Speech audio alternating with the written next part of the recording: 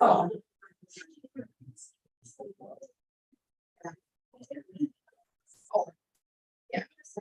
Yeah. It's 5:30. I'll call the city council meeting on Monday, September 11th to order. Roll call. Scott. Here. Beauregard. Here. Graham here. Kramer here. Zins. All right, well, the pledge of allegiance. I pledge allegiance to the flag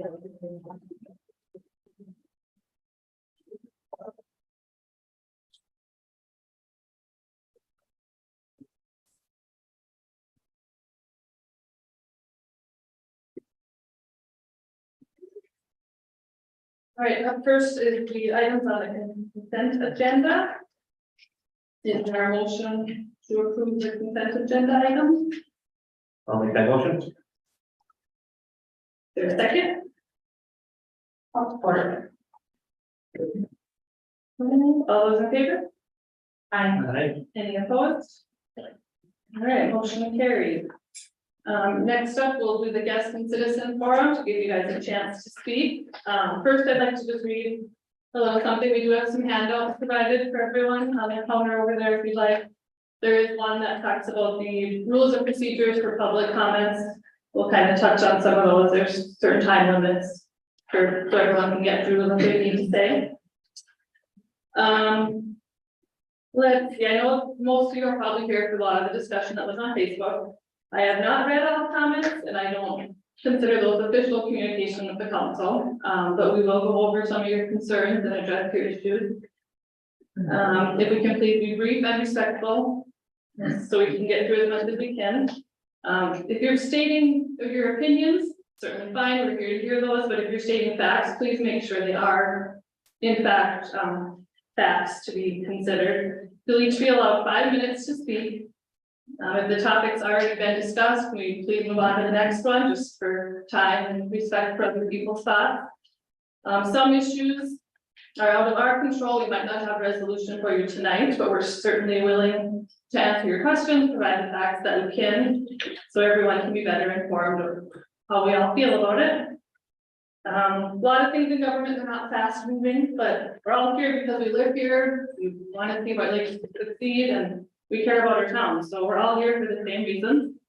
If you need more time or want to schedule a meeting with any of us, I've provided all of our emails and the names of all the counselors and when our meetings are, so please feel free to reach out if you don't feel that you've got an answer or had enough time to discuss your topics. And I think we'll just start with, we have a listing here of a lot of the concerns that were posted online. We'll just answer what we can of those, and then if you still have additional questions, we'll call you up and let you guys all have your turn. Starting with, let's go right down our list here. I know Diane Ritzline and Fondy had some concerns about the cost of the master's degree, which there is a handout that shows the pricing and estimated cost of that. It was decided unanimously at a council meeting in lieu of certain raises or stipends. This was something that was negotiated as part of the contract. This will be paid out as tuition becomes due to the schooling institution. It doesn't get paid in any lump sum to Becky. Today we've only paid $938.67 out of that, so it's not a lump sum payment to do with that, which is it will be paid to the school directly as tuition is due. There's some talk about the water bill going up another $10 next year. We haven't decided that in our budget meetings yet, but it will most likely be more than $10. It's a separate fund. It's not based off taxpayer money. We did have an ad in the shopper explaining how the funds work. It was a nice full page ad. If anyone needs another copy of that, we can certainly get that to you. But we can't use taxpayer money to pay for anything related to water, sewer, or garbage bill. Polly Alexander commented that the position does not require a master's degree. It doesn't. It's recently changed so that it should include that if we have that position open again in the future. We felt the master's degree would better equip the person, kind of is the hub of our city. They run our offices and we thought that degree would be beneficial to serve not only the city workers, but the 2,000 residents that live in our town to make sure we're doing the best we can for our city. It says White Lakes can't continue the citywide pickup. We have not decided that we're eliminating that. It was brought up about the budgeting costs of doing that, and so we're reviewing the cost of that. It has not been decided that we're gonna discontinue that service. We do feel it's an important service. It just might change the amount and the items that we pick up in the future. Robert Hanu said that Aurora kicked Becky Lanny out of their employment there, which is not true. Becky resigned her position in Aurora to apply for the position in White Lakes. There was no kicking out or firing involved. Juana Thompson said that they used to be able to turn off your water in the winter and not pay for it, which is not true. It was a $26 per month charge if you had your water shut off for the winter. He also stated, that this must be a connection to the rate increase for our water and sewer garbage, and that again is no way related. That's a separate fund used for each of those pockets of money. Jared Starr again addressed the garbage fee, increased the fee of the garbage bags to pay for tuition. Again, separate fund. Alexander Ridland said it's a misappropriation of funds, and looking into that before we negotiated the contract. It is allowable by statute. It's not a misappropriation. Using our taxpayer money to pay for water, sewer, garbage, that would be an example of misappropriation. That's something you're not allowed to do. We also said, the taxpayers should vote on contracts. Those are private meetings, closed door meetings that are held to negotiate every contract with every employee of the city. Those are not open to the public during negotiations. After negotiations, we have an open meeting where we vote if we want to go through with that or not, but during negotiations, it's never a public comment period. Patty Rogie stated that the $750,000 for the bathhouse is a little sketchy.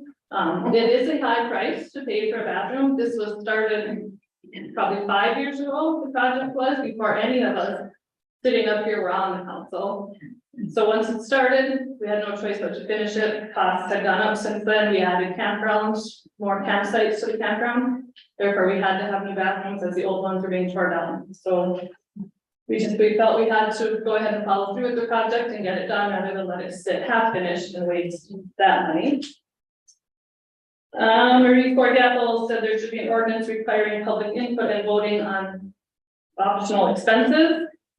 Again, contract negotiations are closed door. Other expenses that we discussed are open to the public to come. There's always a comment period at every meeting, so people are free to come and say what they feel at that time. Having Terry Olmsted asked about that, said that there's no more curb cleanup. Again, we might change the way that looks, but we still will have some form of curb cleanup every year for our citizens. There's no more fire truck rides at Water Carnival, which was the decision of the fire chief when I spoke with him. Being on the Water Carnival committee, he stated they did not want to do the fire truck rides. They haven't been discontinued by the city in any way. That was a choice of the fire department. And also that there would be no more fire department Christmas party. We don't host the Christmas party. The Fire Department Relief Association does, which is a separate 501 organization. We'll support it in any way we can. The city is not allowed to give monetary donations to any organization. You can request in-kind services that we can provide if voted on and approved, but we cannot give a monetary donation to any organization within the city. It's against the law. Our city administrator, Marshall LeCount, said they should be required to live in town. And that again, it's illegal by state statute to require that your employees live in town or your administrators. That's not something that we're allowed to enforce on anyone. We do have White Lakes residents working in Aurora. We have Aurora residents working for our public works in White Lakes. They can dictate where they live. Kevin Corbett mentioned unions and city employees are fighting for a normal cost of living increase, which in their last contract, they got a 9% increase over their contract term, plus an additional $1 increase, again, outside of their contract term. So they have received cost of living increases in their contract. Kevin also said we should put the ambulance, fire, and public works first. Everyone's eligible for the same negotiating period, the same tuition reimbursement. If we offer it to one employee, we have to offer it to every employee. And again, that is by code from League of Minnesota Cities. We are required to offer that to any employee, and then it's up to the council to determine if we feel it's a just cause or will benefit our city. There is, I think that's all that was on the questions there. A comment about Kevin putting up the public works, fire, and ambulance first. I personally don't feel any one entity should be put first before another. It takes all of us, the citizens, the paid employees, voted in employees, all of us to make the city run. So I don't feel anyone is above anyone else. We need everyone here to get the job done. So I may have answered a few of your questions. I'm sure there's more. We'll try to answer them for you. So if anyone would like to come up first and speak, just state your name and your address and we'll hear you out. I'll start. I'm Janelle Ulrich. I'm at 110 Wyandotte. I've owned my family home for 6 years and I just moved back from Rochester where I was a nurse. It's just a simple question. I'm wondering if this is common practice among the cities of this size. I hesitate to call us even a city. We are, officially. Is it common practice to provide tuition for a master's degree for an employee? I know at the time when we were negotiating the contract, we were given some examples of other cities that have done that. I did not retain that information from the time. I don't know if Becky, you remember what cities you gave us, or if any other counselor remembers the exact, what we can look through. That would be great. I'd love to know. Yeah, I'd really love to know kind of what they're. I don't know if anyone else remember. One, I don't recall exactly, but we were provided a couple of examples that we can look up for you. Thanks. Yep.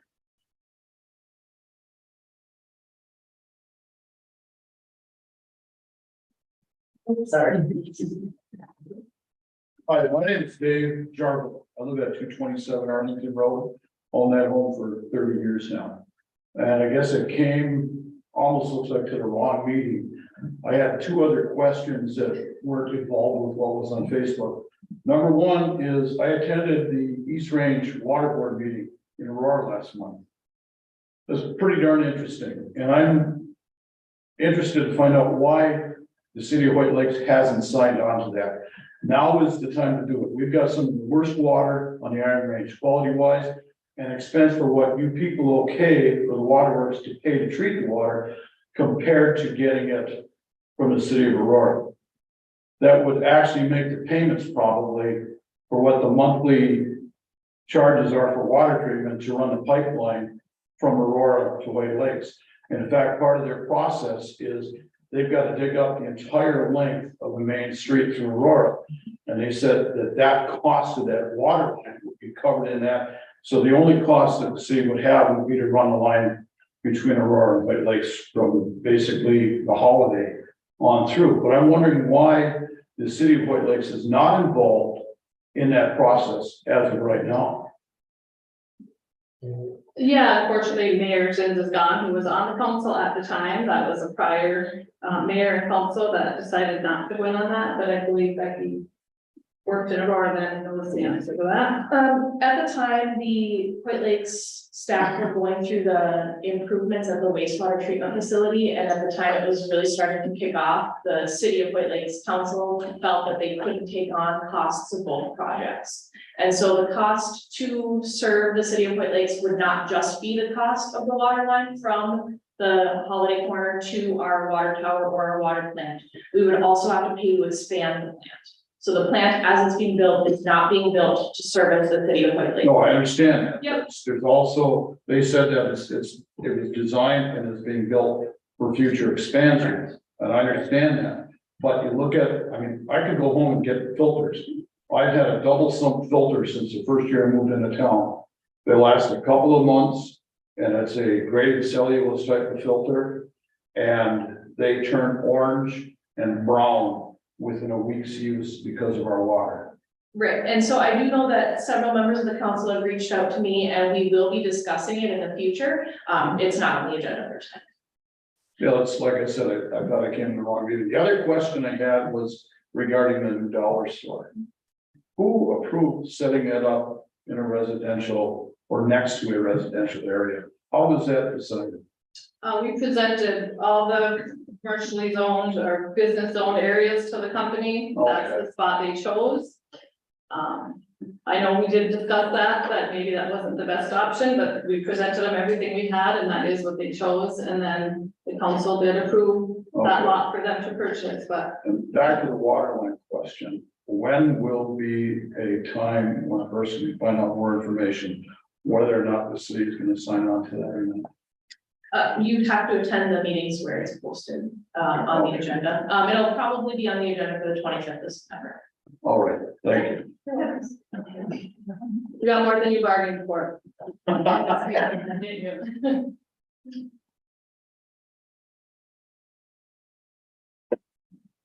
Hi, I'm Patty Rogie.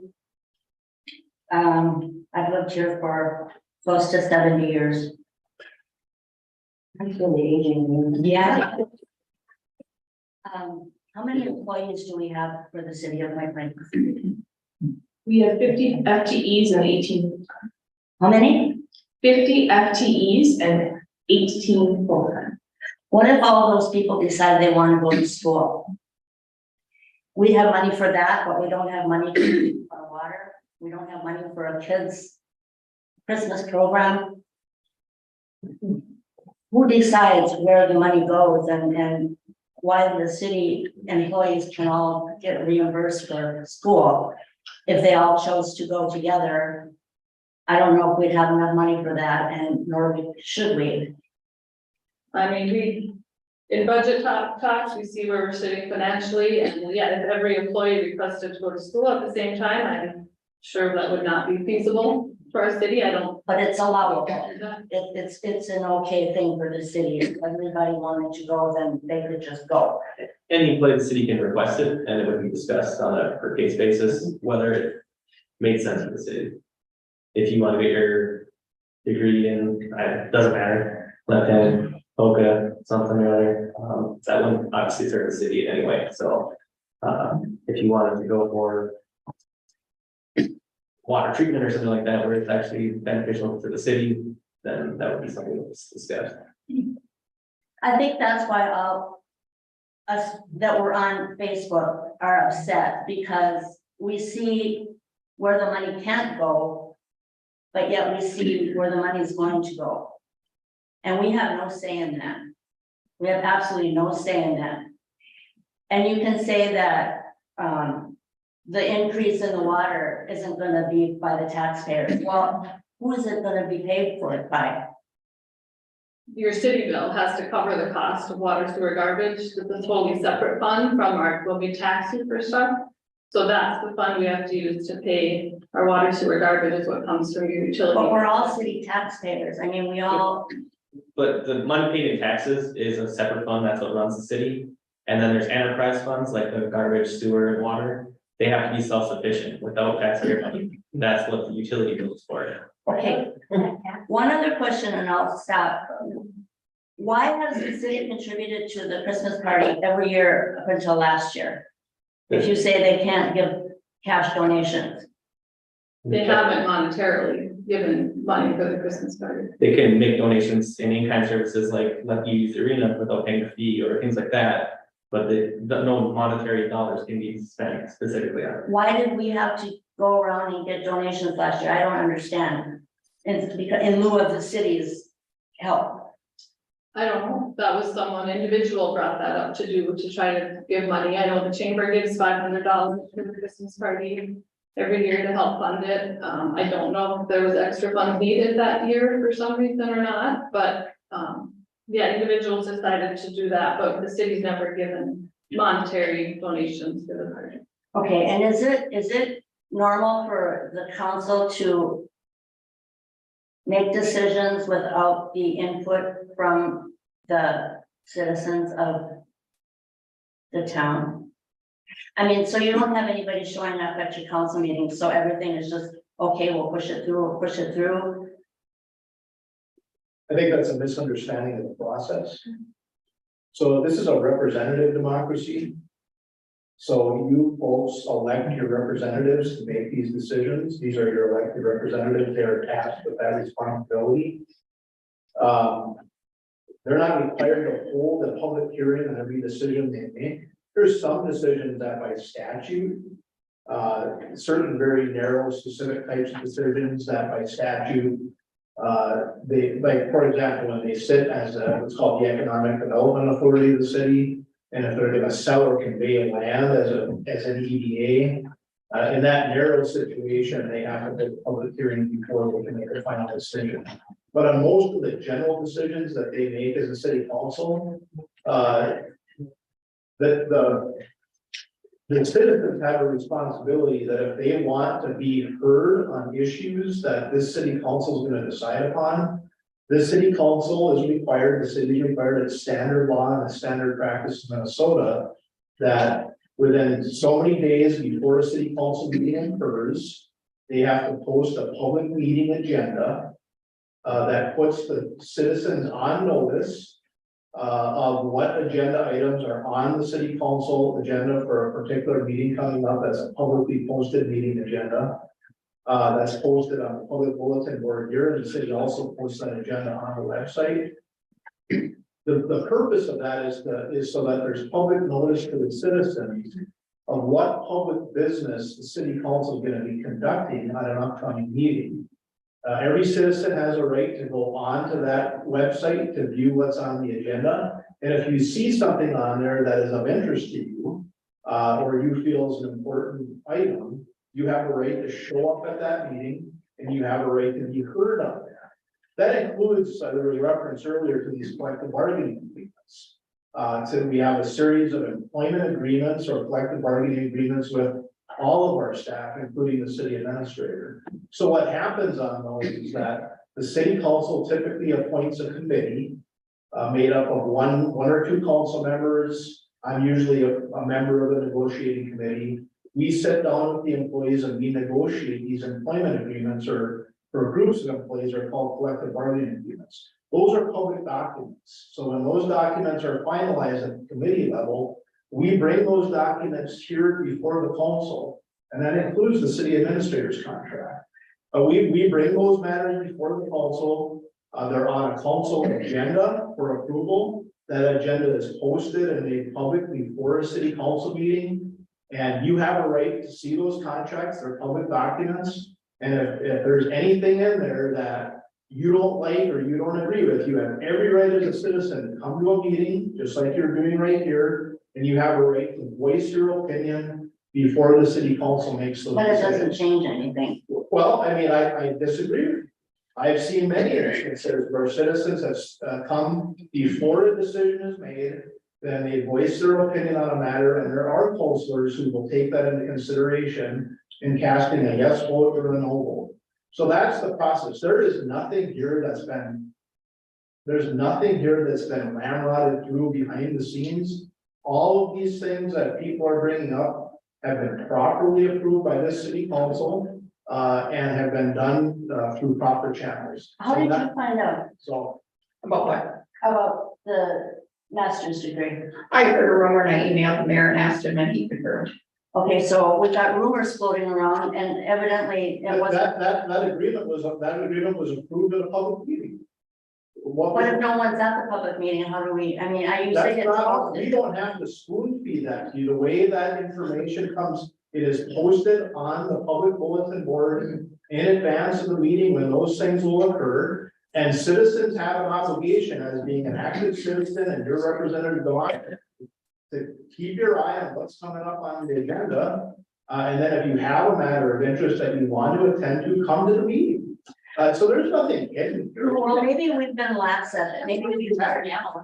Yeah. She's been speaking her voice and you're literally. All right, so I understand, but you're bringing up issues about process which are factual misstatements. Okay, so if we were, can I ask a question? Well- I don't even get up. Patty, do you have anything else to add? Well, yeah, but I'm done. No, I was still on that, I just had a little thought. Okay, You know me.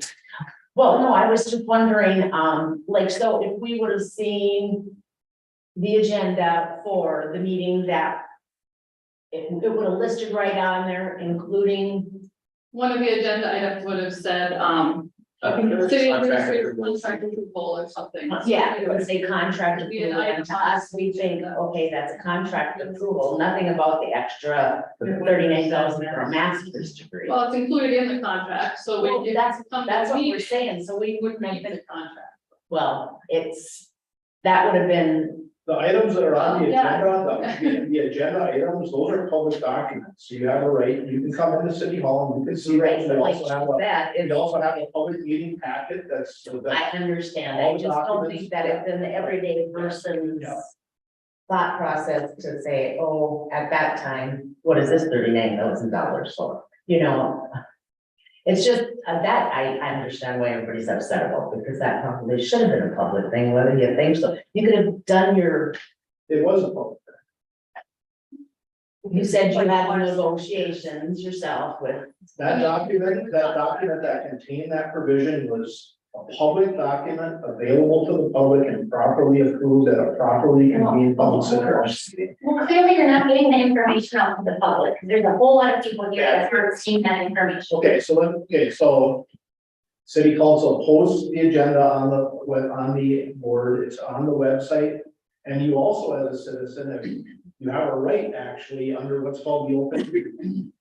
You have a right to submit an individual request to city government to say, I want to be sent a copy of the meeting agenda as part of when we post this meeting agenda, which usually happens at least 3 days prior to the city council meeting.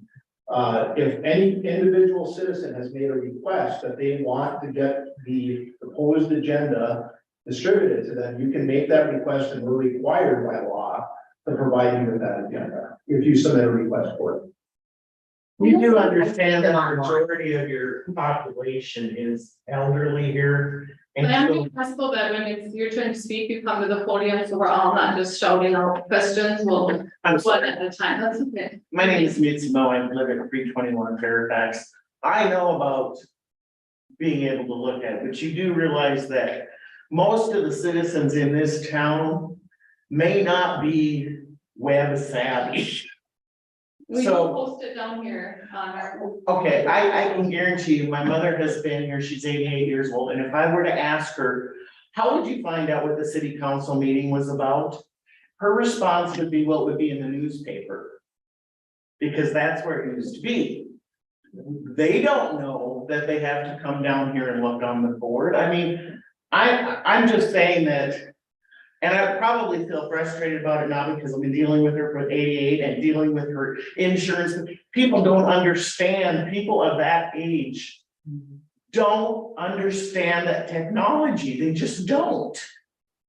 And it's frustrating. My question about Ms. Lammy is with her contract, and I understand that because a lot of companies do pay for education, but they also come with in the contract where it states you must retain employment for how long after you receive your master's? Yes. It's in there. And that's in, can we ask how long she has to stay? 9 years, or she pays it back.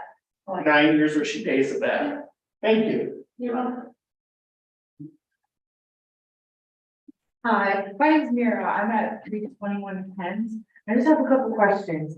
How long has it been since you guys have been hired or approved by us city council? How long have you guys been serving? Well, we'll just start then. I was on for a year appointed and then, well, under a year, I'm just at a year now, but my election was in November, last November, so I have 2 years left of my term and that's me. And I, was appointed for about 9 months and I just was elected in our November election for a 4-year term. Name is Sherry, I was just newly elected, so I'm be.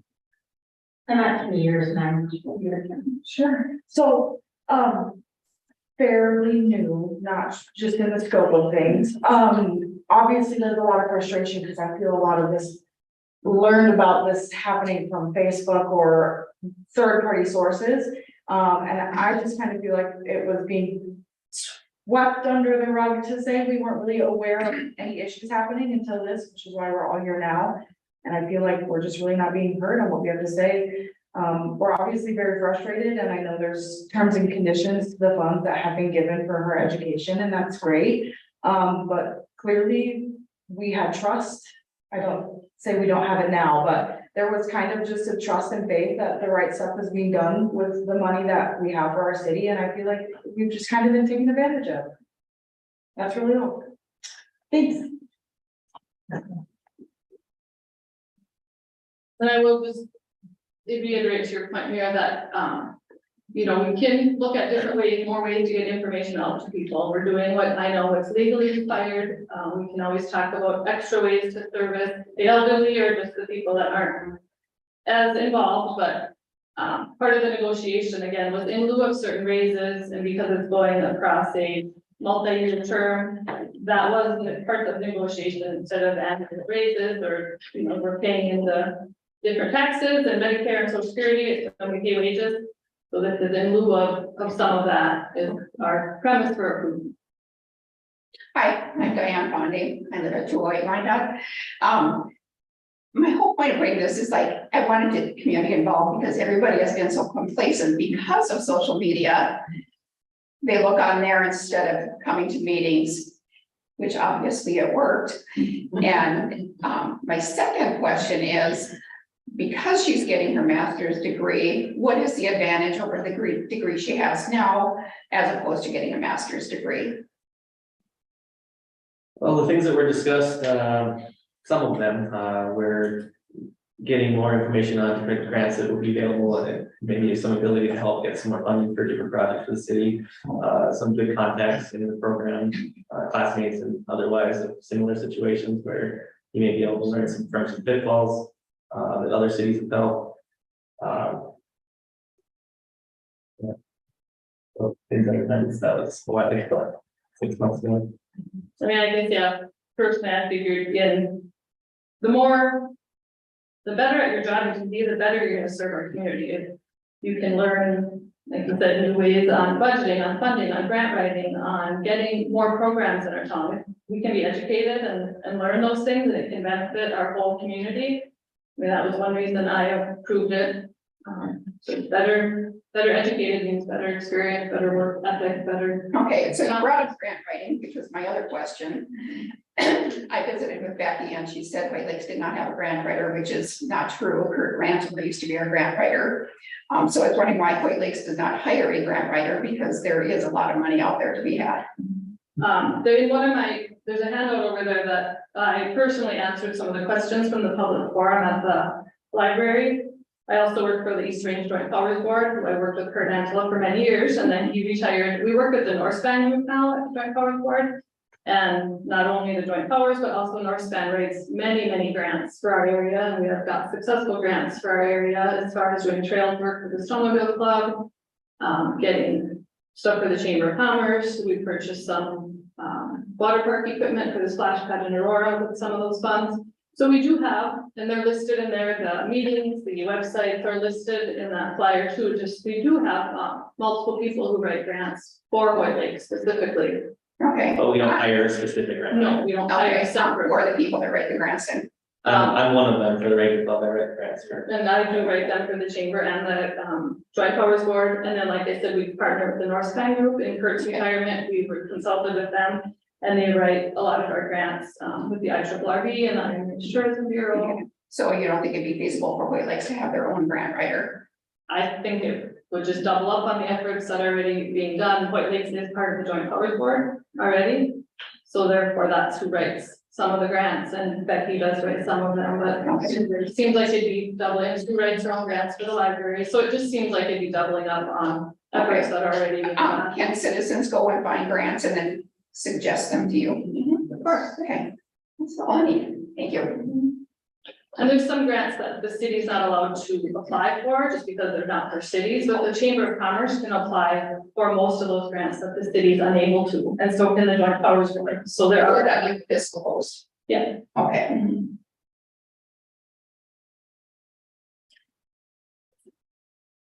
Anyone else? Want to come up to the podium? Can I come up again? We usually limit it to one, is it a topic that has not already been brought up? Oh, yeah. I'll allow one more, Ted. Normally get one shot, but I forgot. yeah, go ahead. I interrupted. She's old already. It's about the bathroom at the campground. Okay, Is there any accountability for where all that money was spent? I mean, does anybody know? Why? the council approved the invoices that came in for that grant, like I said, the project was started 5 years ago. Came to a standstill during COVID, hadn't finished, that was the cost of finishing it at the time, and we felt we needed to get it done.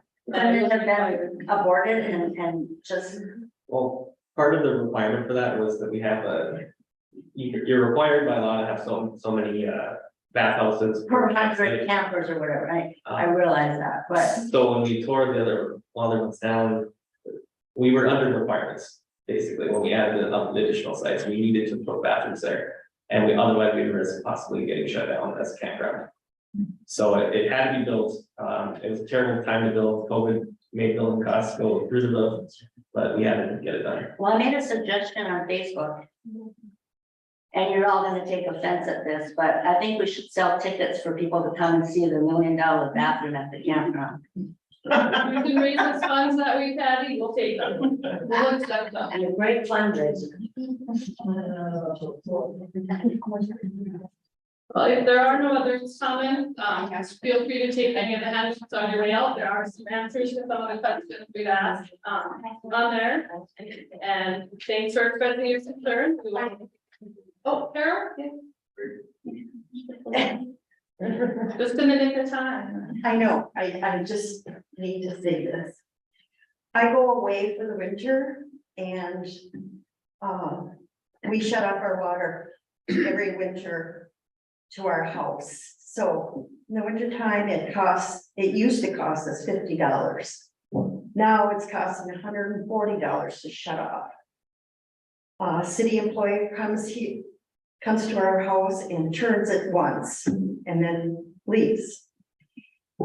So when I come back from Arizona, I have to pay $140 for him to come back.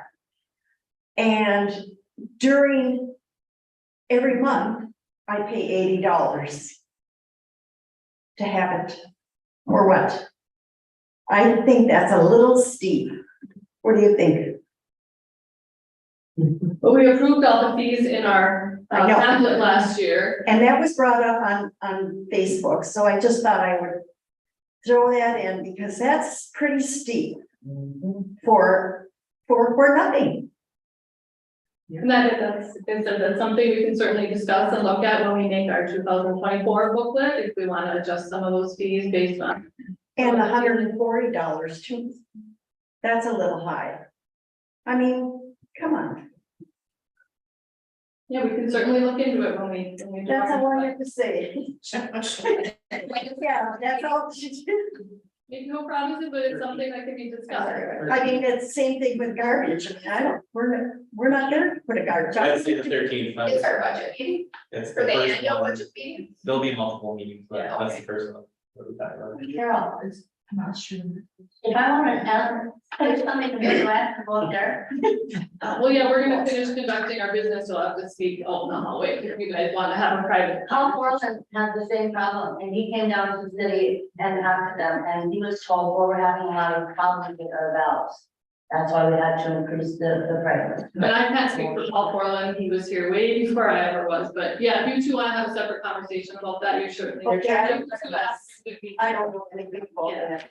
Yeah, we're gonna, you know, why this total is big enough so that. Yeah. We'll continue on with our regular council meeting, you're welcome to stay, or, if you've heard enough, you're welcome to leave as well, but we will continue on with our reports from staff. Administrator Landy? Okay, tonight, thank you. Here, Director Sauer? Yes, we held our forum meeting on the 29th, and we didn't have staff next meeting. And I think it was a pretty great discussion, so I'm glad for, and I'm grateful for those who came. I think everybody had something to say, something to bring up and ideas.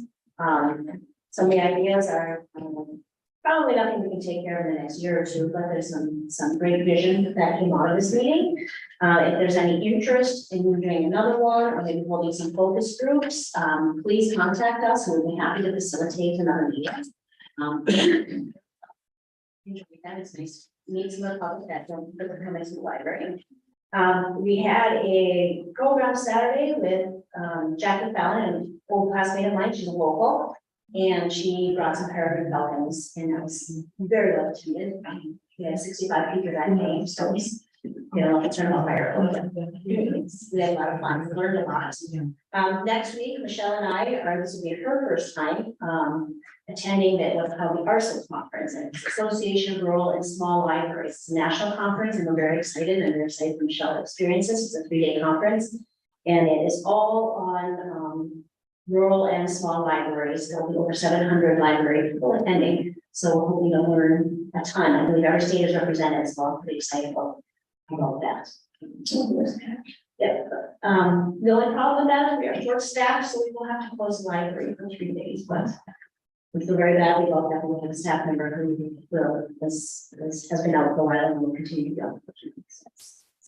Apologize for that, but I guarantee that we will come back better and stronger because. Thank you. Thanks, Sue. Public Works Director Setzinger. Yeah, so for Public Works, I'm sure our big topic, tonight is the storm of last Tuesday. I want to give a huge shout out to my crew.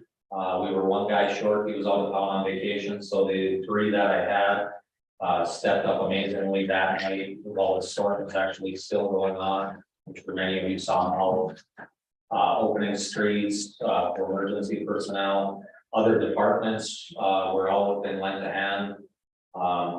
Thanks to the fire department, EMS, public utilities, all these guys stepped up and helped us out. Other organizations like the Snowmobile Club, they went out the very next morning and ran the perimeter of town. Not only does our snowmobile trail serve for snowmobiles and ATVs, but it's our access to our storm drain system, our ditches.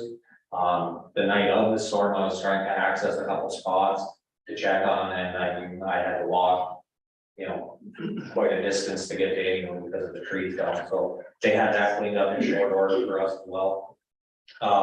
Huge thanks to the city of Aurora. As most of you know, we pair and share the street sweeper with the city of Aurora. At the time of the storm, it was in Aurora, so I called and asked to get it back. Administrator Lammy had also reached out to Luke, the city of Aurora's administrator, asking for possible in-kind services. When they brought the sweeper back, not only did they bring it, but they provided an operator to start running it because all my guys were tied up. They also sent over a guy with their tool cap as we were opening the bike trails. They were right behind us sweeping. So huge thanks to the city of Aurora. That was a great help. Hats off to the citizens of White Lakes that I saw who were helping us as well. I mean, I was going up and down streets, a lot of the storm drains that were getting plugged. People were already out there ahead of us, opening them up. Huge thanks to them. Citizens who were out helping their neighbors. As we know, we have a lot of elderly people in town, and I was overwhelmed with the support of neighbors out cutting their neighbors' trees or helping them. That's what it takes. It takes a few. So huge shout out to them. Also to the citizens who have reached out to me and to us with the thanks for the our efforts for the cleanup. We've had an overwhelming amount of support from the citizens, so I just want to thank them for that as well. Really, that's all I've got. Thank you. Yeah. Attorney Rubenfeld? Mayor and Council, just an update on the purchase agreement for the Flow building.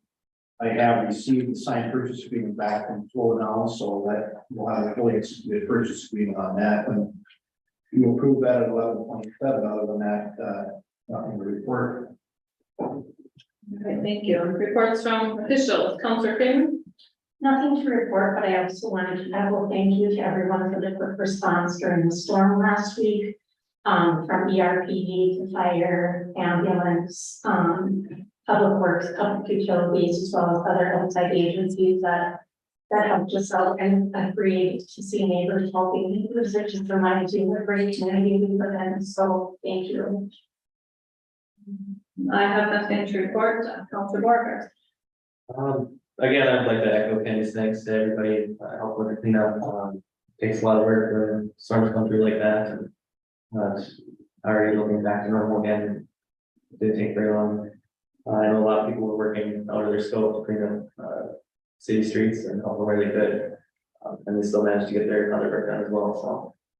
Thank you to all of them.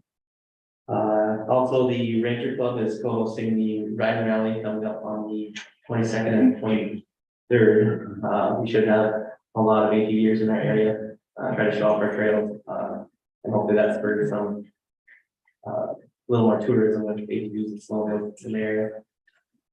That's all. Thank you, Councilor Scott. Yeah, to echo, Devin and Stu, thanks to Kenny and everyone else that helped out with the cleanup.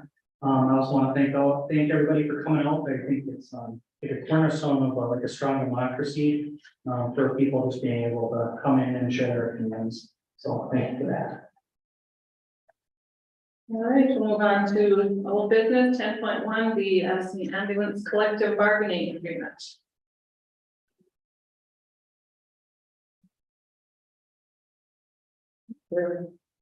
Maybe we need to discuss on, Mayor Brumfeld, is there anything you need to? Mayor, sorry. It used to be a fair.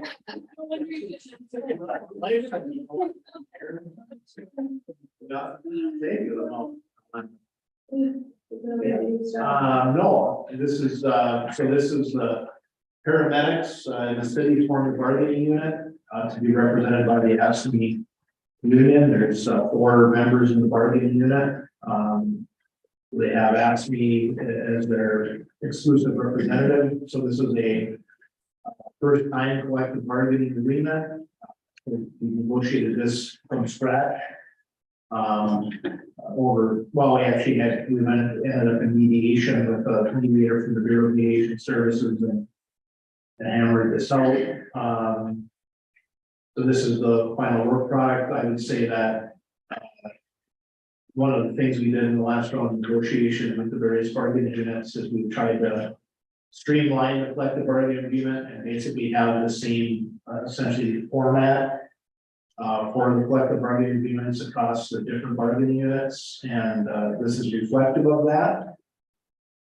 So this is properly negotiated in good faith with this new union, and so the committee brings it to you for a recommendation for approval. All right. This already been mediated and agreed upon, is there a motion to accept the contract? I'll make that motion. There a second? I'll second. All those in favor? Aye. Any opposed? Motion carried.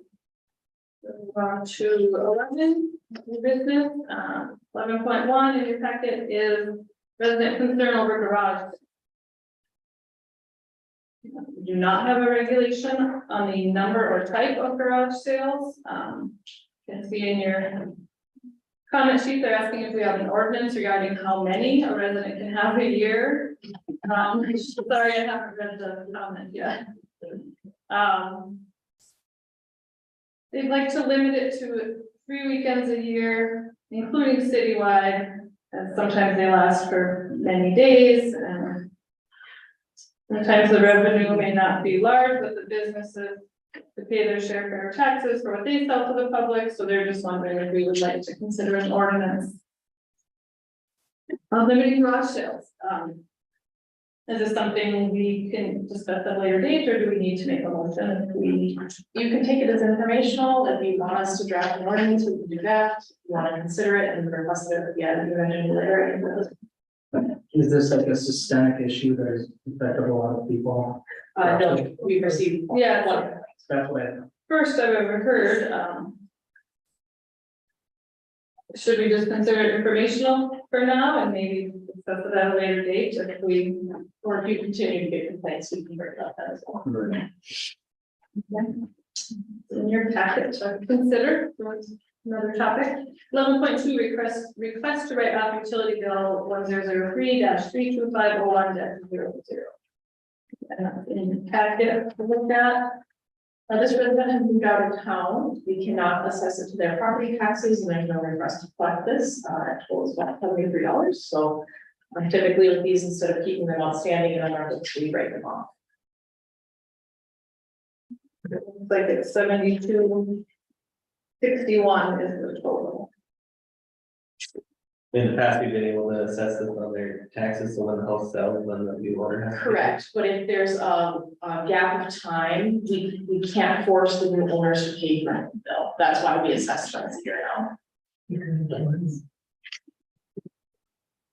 Like with medical bills, do they ever like send something like the collections or? Our recourse for these parties. Oh.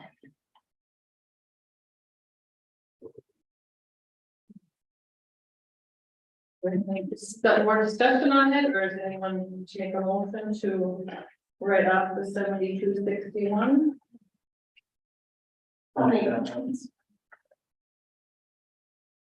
Scott, is there a second? I'll second. Anyone? All those in favor? Aye. Any opposed? Motion carried. 11.3, Dan Darbo, a letter regarding items at the White Lakes Golf Course. Looks like Recreation Director West recommended purchasing the equipment on the lift to keep for use at the clubhouse for the next people who are going to run it.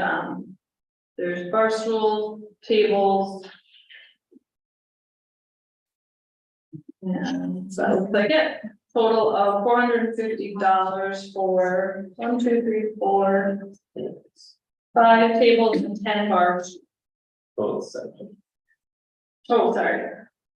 So the bars will forward. So the total to purchase, everything listed is $725. I think it'd be beneficial for the city to have this equipment, for somebody to come in and have to furnish the whole place as well as try to turn it out their first year, it's a lot to ask. I think it makes it a little easier for somebody to be willing to come in and run a clubhouse. I hate to see the clubhouse shut down again. It was pretty nice for a long time there. People go there and eat steaks and whatnot. And then it was gone for a while. Probably to get where hot dogs and chips. I think it's nice to have another option out there. Another discussion? Yeah, it's nice out there and I'll see, hopefully like a little more purchase. There are more things to leave it for $725. Like that motion. First, is there a second? I'll second. All those in favor? Aye. Motion carried. Next, 11.4 request from Kimball Elementary School to waive the rental fee for the White Lakes Community Building on May 9th and 10th. Looks like their 5th graders will be taking an overnight field trip to Duluth and on the Iron Range. So we'll be visiting different stops and staying at the hotel. And they use that to have an area to eat and let the kids run around, they play ball, go on the walking trail. So they request to waive that fee. Have they done this in the past? Correct, yes. It's nice to see them coming back again and again. Any exposure to our city, I think is good, so I support that.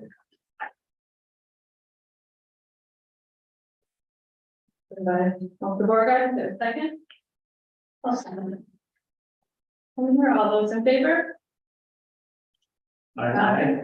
Any opposed? Motion carried.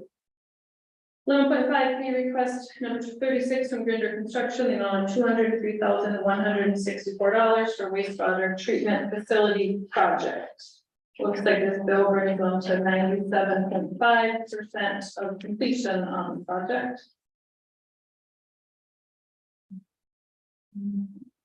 If there's any questions? I'll abstain. I'll make a motion for. Meeting, right? Any more motion by Counselor Kramer, is there a second? Second that. Scott, all those in favor? Aye. Any opposed? Regarding abstains, motion carried. 11.6, request from the White Lake Fire Department. We have a request here, they're making an agenda for approval for a year at a time instead of asking as they go. Some of the things they would like approval for, the Christmas party, the water carnival events, National Night Out, use of the trucks, Easter parade, fire prevention week, mock car crash, parades in other communities, send-offs for athletes at the school. There's a full list here for us to consider. Is there any, we can't approve these all at once, we would have to be approved. No, they'll just have to re-ask of September, and I think the list looks pretty good. I think it's a good idea to do it all at once. It's an easy thing to get all through the cracks and miss, and then day of the event, you get kind of stuck. If anybody is curious, the trucks and equipment and all that stuff is owned by the city. So to be able to use it for any event that's not directly related to the work, like responding to a fire or something like that, needs to be approved by the city. When I throw up there, anything that we drop on that list, as long as we get it on the agenda. As long as it's on the agenda ahead of time, we can approve it. Well, like 9/11 today, all the other fire departments had their fire truck out with the ladders and the flag and stuff. I was like, oh, that would have been something to have on there, because that would have. Yeah, as you go, I think you could always just let us know what you want to add to the agenda item. Add it on. Is there a motion to approve the list from the fire department? I'll make that motion. Is there a second? I'll second. Counselor Kramer, all those in favor? Aye. Any opposed? Motion carried. 11.7, the purchase agreement from Float, the city of Twin Lakes for parcel 142-0070-01308. Attorney Brumfeld, did you have? Yeah, so this is, this purchase agreement, standard purchase agreement, and then, since Flow is donating, this, real property to the city at a significantly reduced price, we have, as part of the addendum to the purchase agreement, we have a resolution that eventually, when we close on this transaction, we will pass that resolution, officially accepting that as a donation from Flow to the city. So the way this works is once we execute a purchase agreement, that's a formal agreement that will sell the building to the city of White Lakes. Basically for the reasons identified in the resolution. So while the binding purchase agreement, then what will happen is we'll go through a real estate closing process. Where here in coming weeks, we'll close the transaction where, basically they'll give us a deed for the property. So this is the first step in that, and then hopefully within a number of weeks, we'll have, acquire title to the property, and then we'll go from there.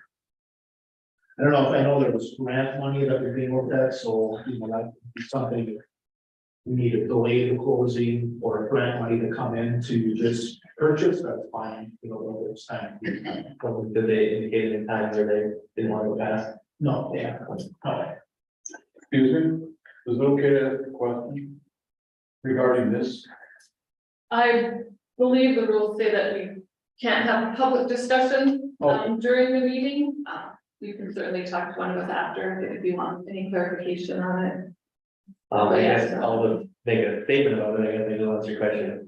So the Snowmobile Club is currently in a smaller garage near city public works. Our equipment no longer fits in the shed anymore, and it's causing more maintenance issues and things. With Flow moving uptown into the Alaska Energy Park there. They left both their buildings vacant, one of them is already being used. The other one is sitting there, it's slightly run down. So they are willing to give it at a significant discount to the Snowmobile Club. That's the big garage building over there? Yep, near the Campbell Apartments, on the corner there of Dorchester and Kennington. Price?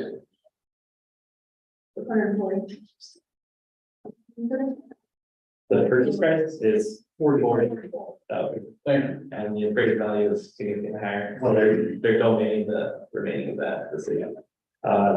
For grants and, insurance, the city becomes the owner and allows the Ranger Club to use the property. And, with us moving, they would open up the smaller garage, the current garage, to the city to use for their equipment, which makes sense because it's proximity to the current garage. The other thing is the city acts as fiscal agent for almost all of Ranger ATV. So we administer all their grants for them, we do all of that work, so we have a pretty close relationship with Ranger Club. And, yeah, they are the fiscal agent for the club, but the funding for the building is not coming out of any taxpayer dollars, it's coming from the Ranger Club. Or a grant. Anyone else on council have any questions about the purchase agreement? Is there a motion to approve the purchase agreement for the full building? I'll make that motion. Is there a second? I'll second. All those in favor? Aye. Opposed? All right, motion carried. The last item on the list is 11.8, an ordinance prohibiting the use of cannabis in public spaces. Now that it's legal, City Attorney Brookfeld has drafted an ordinance. Kind of stating where you can use cannabis and on public property where you cannot use cannabis. Do you have any regulations to point out on this one? Yeah, it's very, also it's, so, yeah, the legalization of marijuana now, if you didn't have this ordinance, I mean, technically you would have more ability to enforce against use in public places. So people, you know, basically, I think the spirit of the legislation that was passed is that cannabis is legal in Minnesota now, but as far as its use, they really want people to, you know, basically use should be in private residences or businesses that are designated for that purpose. But to regulate use in public places within a municipality, you actually have to have an ordinance on the books that says people are, you know, prohibited from using marijuana or marijuana products in public places around the city. It is only a petty misdemeanor offense, so by statute, you're limited to, it being just a petty misdemeanor level offense. So now you do have an ordinance that'll be on the books that law enforcement can face if somebody is using cannabis in public places. And one thing I did reach out to Mitch to talk about, and the council may want to consider is, the ordinance in front of you restricts it from all public property, which will include the campground and the golf course. And both the campground and the golf course allow public consumption of alcohol on the grounds. And so you may want to exempt those, you may not, but I did want to point that out, that there is that, you can consume alcohol at Fisherman's Point, but you can't consume cannabis. It's kind of like a council construction. So this is just a draft for us to review. Yeah, I mean, you can pass it as presented, or if you wanted to exempt certain places, if you wanted to, with the campground, because people camp, you know, they have a camp space, the property is owned by the city, but they're, you know, paying a fee to use a camp space. If you were to allow cannabis there, you could exempt that from the coverage of this ordinance, and you could do the same for the golf course. So we would, if that's what you desire, then you would just pass the ordinance with those amendments to exclude those particular areas. It's really up to you as the council to make that decision. If you want to think about it, you don't have to pass it tonight. If you want to give it some thought, and, you know, we'll give you some direction to work that language into the draft ordinance, we can do that and then bring it back for further consideration. Completely up to you. However you want to proceed, or you can pass the ordinance as presented, and if down the road you decide maybe we should exclude those areas from the coverage of the ordinance, we can always do an ordinance amendment down the road too. So those are your options. Well, and it hasn't been posted yet, so this would just be Right. considering to pass the next meeting. Yeah, I'd like to read through it and think about possible exceptions. This is the first reading on this one? Yeah. Yeah, so this is the first reading, I think really what you're directing us to do tonight is to post it, because before you pass an ordinance like this, it does need to be posted to the public. So we'll post it, and then you'd have a second reading. Direct us accordingly to that. That's what's just informational at this point. Yeah, unless you have direction that you'd like. I don't think it's a super big issue at this point, but we're watching to get it in place. I'd like to have some time to think of some exceptions, because yeah, if you're going at the campsite and want to have a edible or smoke something or drink something, thinking we should get reduced off, on a golf course, there's a lot of free space, if you want to smoke something, then there's not really that many people next to you. So, some, yeah, exceptions to the rules before putting it in place. If everyone wants to review it for their comments, we can approve that ordinance at the next meeting. That concludes our meeting. Is there a motion to adjourn? I'll make that motion. Favor, is it second? I'll second that. Second by Scott, all those in favor? I- Aye.